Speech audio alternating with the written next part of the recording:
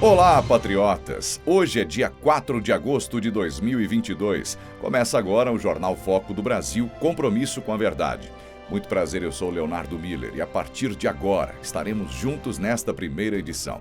Sempre às 8 da noite, a segunda edição é comandada por Cleiton Basso. Então, desde já, confira se o sino de notificações está ativado para receber todas as nossas atualizações e ficar sempre muito bem informado. Além disso, deixe o seu comentário, participe do chat ao vivo. O Foco do Brasil é um jornal independente e só é possível por conta da sua audiência e apoio.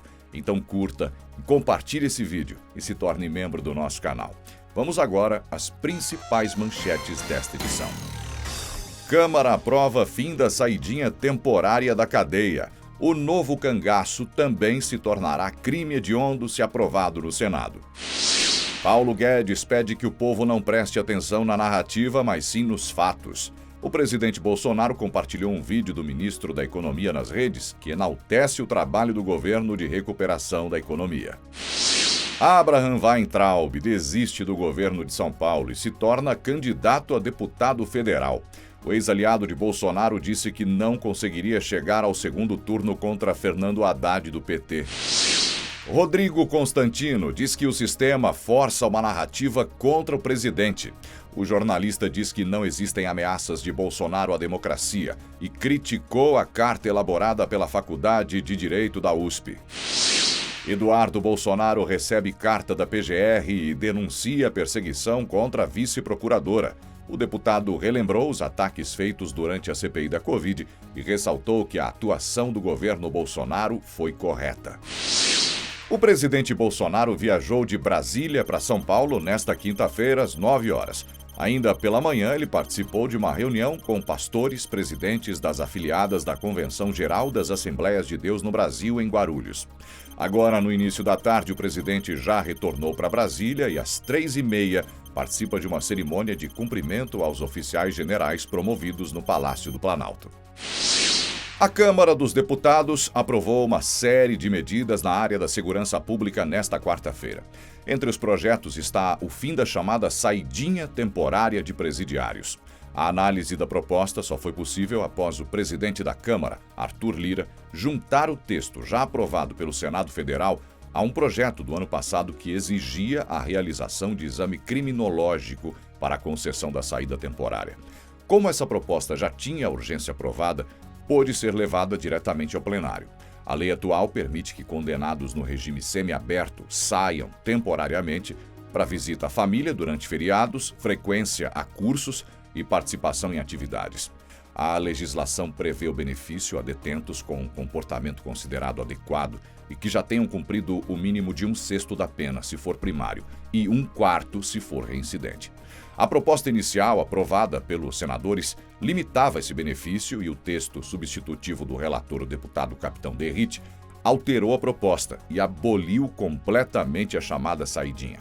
O projeto agora precisa ser analisado outra vez pelos senadores. Outro texto que vai ao Senado torna hediondo o novo cangaço, quando grupos criminosos fortemente armados exercem domínio sobre as cidades e impedem a reação das forças de segurança local. O presidente Jair Bolsonaro compartilhou no Twitter ontem um vídeo do ministro da Economia, Paulo Guedes, que pede ao povo que não prestem atenção nas narrativas e sim nos fatos. Na sua fala de pouco mais de 1 minuto, Guedes também destaca o trabalho do governo federal para retomar o lucro das estatais, que saíram de um déficit de 40 bilhões de reais anuais para um lucro de 188 bilhões por ano. Veja o vídeo.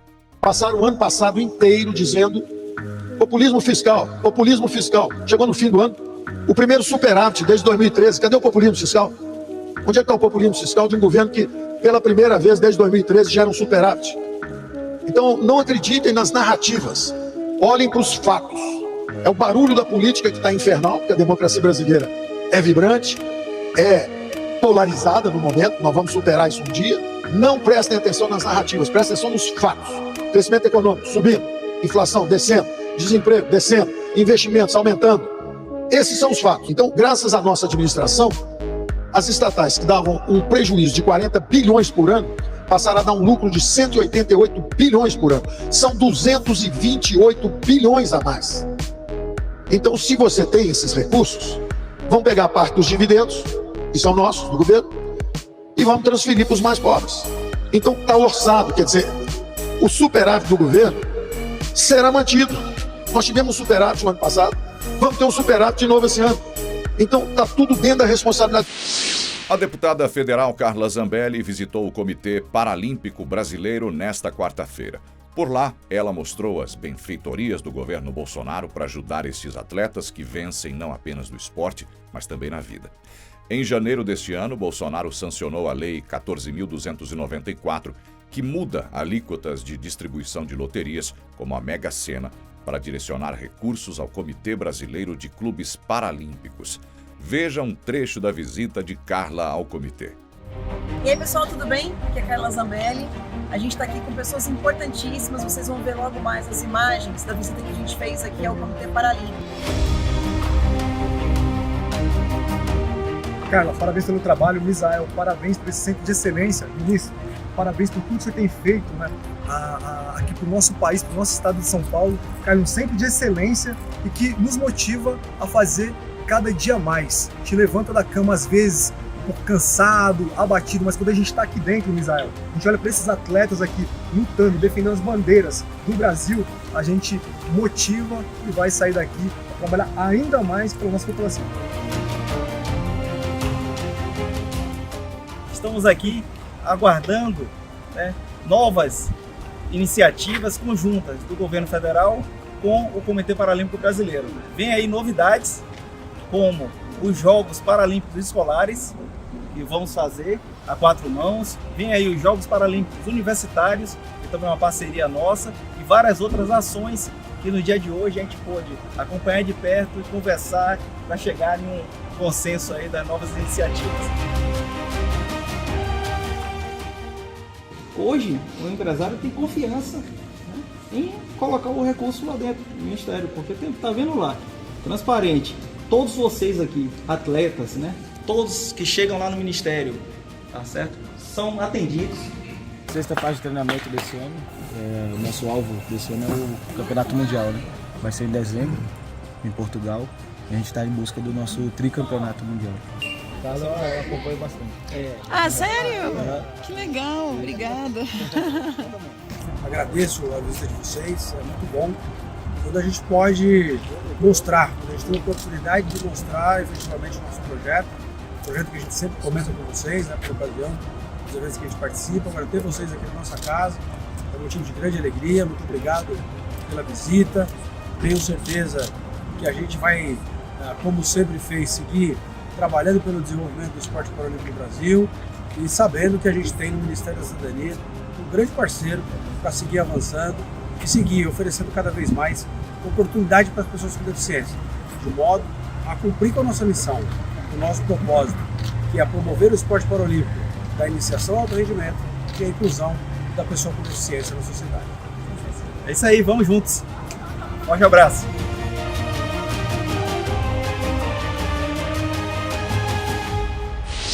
O ex-ministro da Educação, Abraham Weintraub, anunciou a sua desistência à candidatura pelo governo de São Paulo. Dos Estados Unidos, ele disse que não iria conseguir ganhar e, por isso, optou por ser candidato a deputado federal pelo partido Reação Conservadora.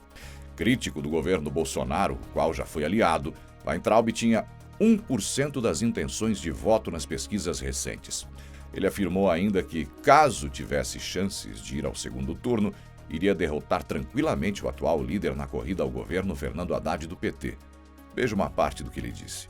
Abraham, uma pergunta aqui. O Jonas Mello pede para que você fale por que da desistência da sua candidatura para o governo. Porque eu não ia ganhar. Eu não ia ganhar.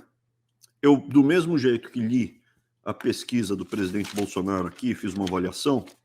O presidente Bolsonaro, se eu tivesse na situação do presidente Bolsonaro, eu estarei no segundo turno. Então, o que eu leio na pesquisa aqui? O Lula, ele está com uma vantagem de 15 pontos.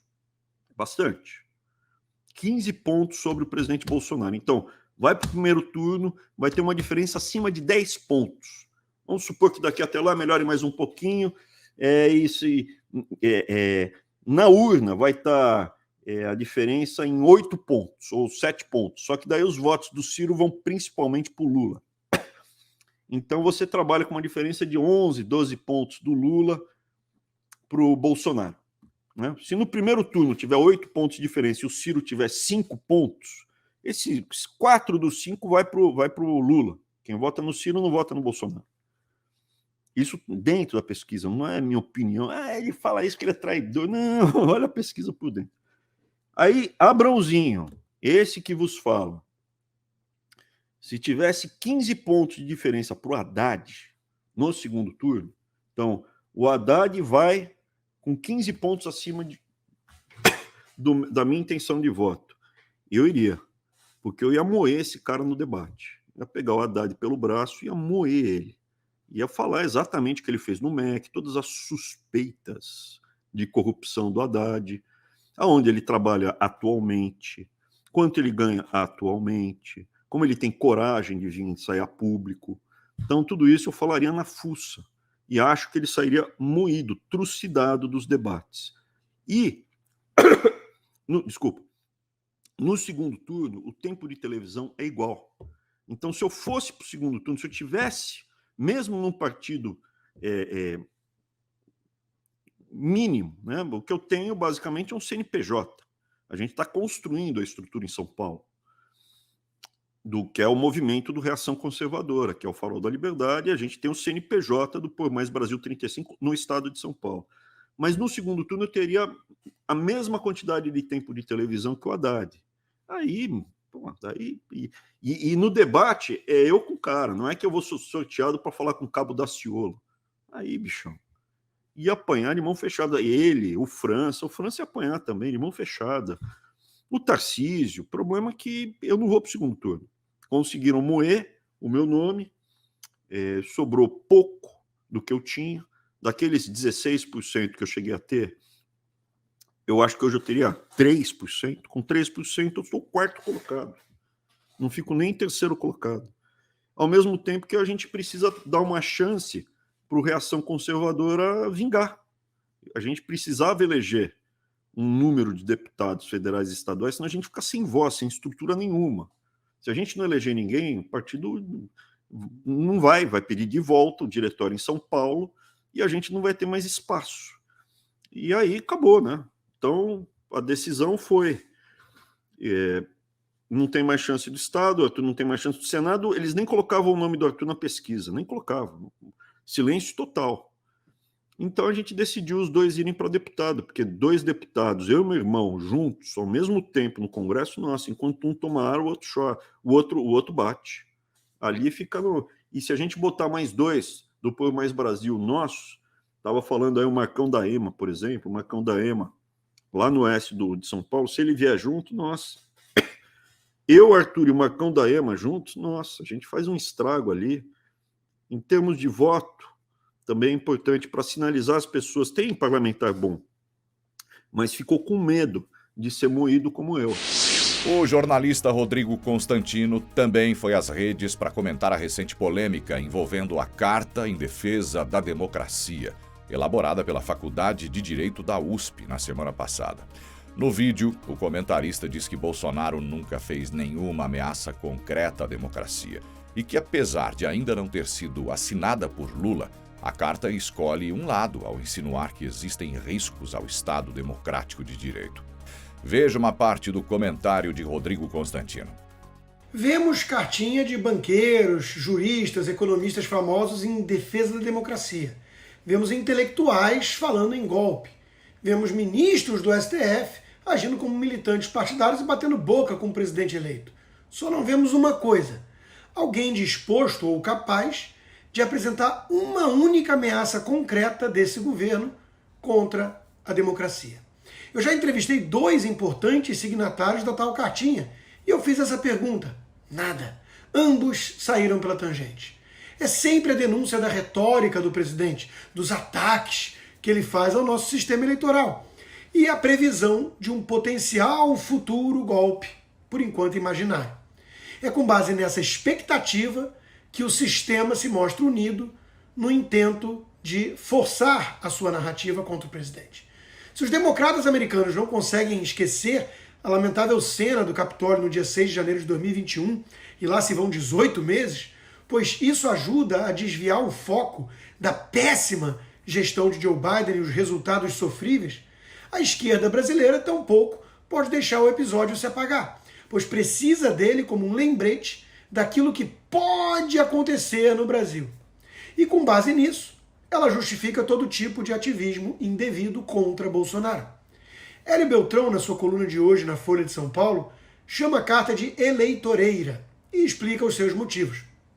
Ele diz: parece haver entre os signatários a crença de que a lisura é de 100% das urnas, sem possibilidade alguma de ataque malicioso, fraude ou erro.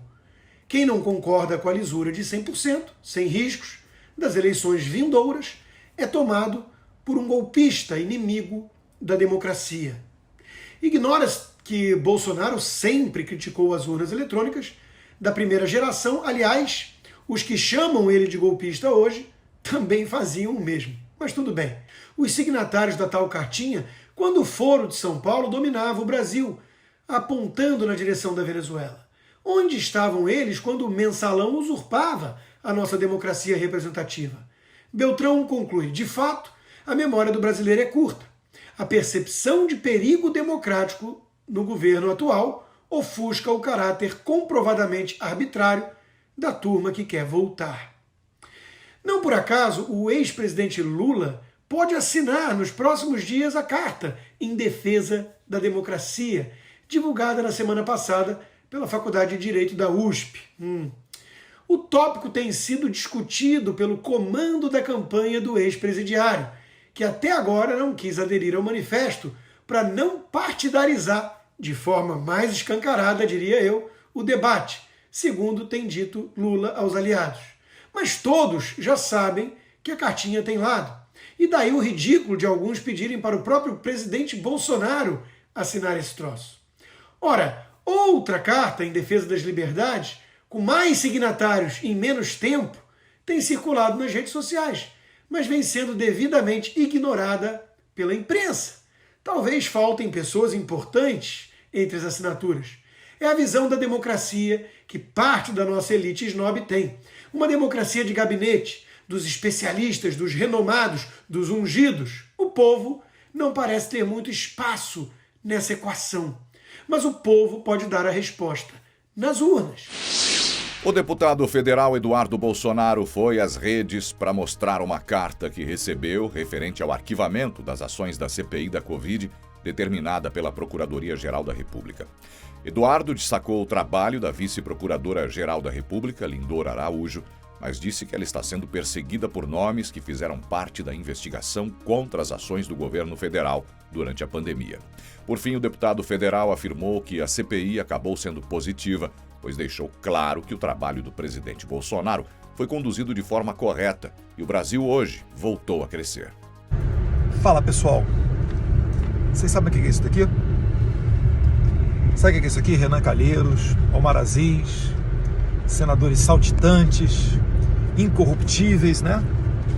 Isso aqui é uma carta que informa para mim, né, uma carta vinda da Procuradoria-Geral da República, que aquela baboseira, aquele circo todo armado na CPI não valeu de nada porque foi arquivado. Só que essa galera que acha que está acima do bem e do mal, né, eles são tão presunçosos, tão arrogantes, tão soberbos, que eles agora estão perseguindo a procuradora Lindora, que mandou arquivar essa CPI do circo. Para que você entenda melhor, quando uma CPI se inicia, é como se fosse um juiz no processo. Ela pode inquirir testemunhas, requisitar documentos e no final ela faz um relatório, tal qual um delegado federal faz no final de inquérito. E, como de praxe, manda tudo isso daí para o Ministério Público, no caso aqui para a PGR, né? Ministério Público Federal. E o Ministério Público Federal tem a opção, tem a independência funcional, a atribuição legal de decidir se eles arquivam ou se dão continuidade no processo. Como foi feito um circo, né? Mas que ainda assim eu vejo como válido para mostrar, por exemplo, que senadoras que se diziam defensoras das mulheres não fizeram nada para defender as mulheres que foram esculachadas por homens nessa CPI, e eu não vi nenhuma delas levantando a bandeira de feminismo ou dizendo que ninguém larga a mão de ninguém. Foi muito bom para expor toda essa hipocrisia, para mostrar que o presidente Jair Bolsonaro conduziu toda a pandemia sem qualquer tipo de problema, e o Brasil, inclusive, está no top do mundo quando se fala em questão de vacina. O presidente Bolsonaro apenas dava a liberdade da pessoa para se vacinar ou não, se assim desejasse. Fica bem claro para todos os brasileiros que quando esses caras promovem essas canalices, né, esses golpes baixos, se dependesse deles, um criminoso como Lula estaria livre, enquanto que outras pessoas inocentes, a depender deles, estariam na cadeia, só porque a gente não fala amém para o jogo político deles. Então, muito obrigado a todos vocês que nos apoiam, porque é isso que sustenta a gente aqui em Brasília. A todos vocês que mandam mensagem na internet, que desmascaram esses caras, seja uma tia do Zap com poucos seguidores, seja um youtuber com alcance maior. Todos vocês nos ajudam a colocar adiante o Brasil que a gente quer, sem corrupção, com estatais dando superávit, né? Colocando adiante o auxílio emergencial quando a população de fato precisa, sem negociatas, enfim, um Brasil que realmente está causando inveja aqui no mundo inteiro, principalmente nos nossos vizinhos. Um abraço a todos vocês, fiquem com Deus. Muito bem, assim chegamos ao final de mais uma edição do Jornal Foco do Brasil. Novamente, não se esqueça de se inscrever no nosso canal. Seja membro. Não perca hoje à noite a segunda edição do Jornal Foco do Brasil com Cleiton Basso. Até amanhã.